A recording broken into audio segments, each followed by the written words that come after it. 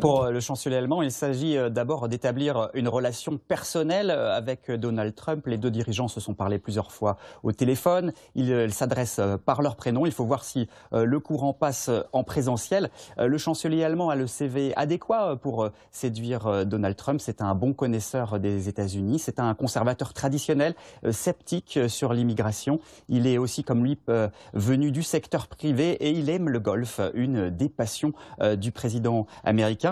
Friedrich Merz compte s'attirer les bonnes grâces de Donald Trump, car même si Berlin veut renforcer la souveraineté européenne, à court terme, les États-Unis restent garants de la sécurité allemande avec leur parapluie nucléaire. Pour l'amadouer, Friedrich Merz compte accéder à une demande majeure de Donald Trump, faire passer les dépenses militaires allemandes à 5% du PIB. Bon, Luc André, ce qu'il faut dire, c'est que Friedrich Merz, il a quand même largement pris ses distances ces dernières semaines vis-à-vis de Washington.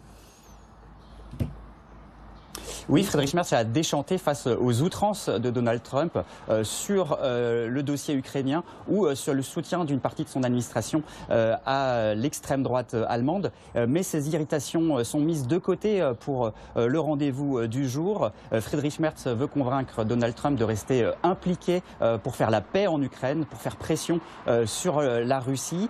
Et dans l'autre grand sujet du jour, Friedrich Merz veut plaider pour une politique commerciale plus raisonnée pour l'Allemagne, grande puissante exportatrice. Une guerre commerciale ne ferait que des perdants. Le chancelier allemand plaide pour une zone de libre-échange transatlantique, l'exact opposé de ce que défend actuellement Donald Trump.